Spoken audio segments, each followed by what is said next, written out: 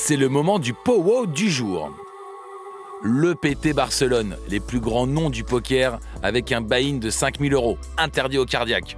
Ces gars-là sont là pour le business, mais ont tous été des débutants un jour, de jeunes pousses dans le jardin du Texas Hold'em.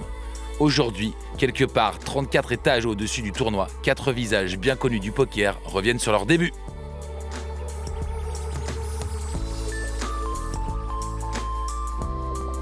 Theo Jorgensen, le champion du WPT, le détenteur d'un bracelet au World Series of Poker, est présent.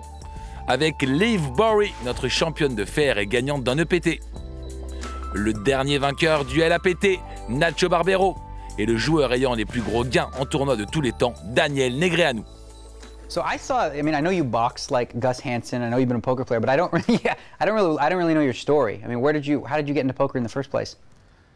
I think I started off in the 5th or 6th grade, something like that, when I was playing with my school. 5th or 6th grade? Yeah. Were you playing for money or just chilling? We were playing. I remember a huge bluff for around $2.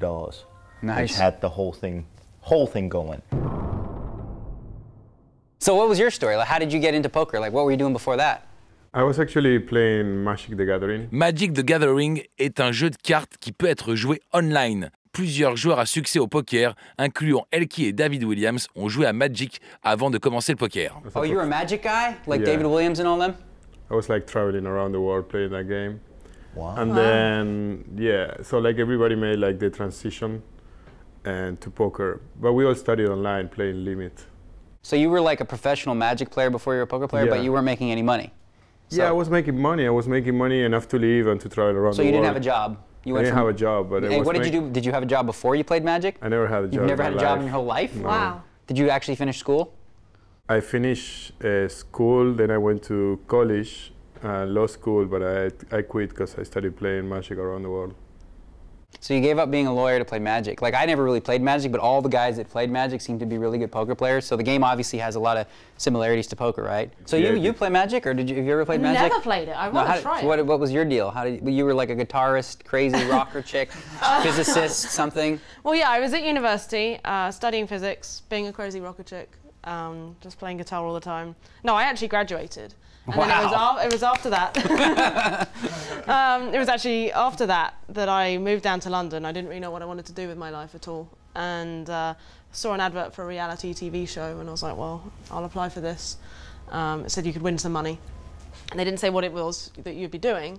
And they had all these auditions, and they chose me as one of the 5 contestants, and then they did this big sort of reveal that they were going to be teaching us how to play poker, and then we'd play against each other for this money. So I was like, okay, I mean, I'd heard of the game, but I'd never played a hand of poker in my life. How many years ago was this?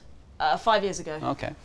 And yeah, I just completely fell in love with the game instantly. I was like, wow, how did I not know about this? And then I met some of the pros that were teaching us to play and saw how they traveled the world and kind of lived like rock stars and played a game that uses the mind.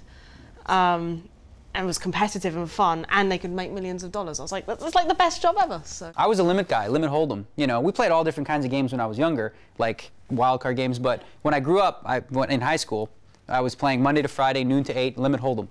Le Limit Hold'em suit les mêmes règles que le No Limit Texas Hold'em, à une seule différence.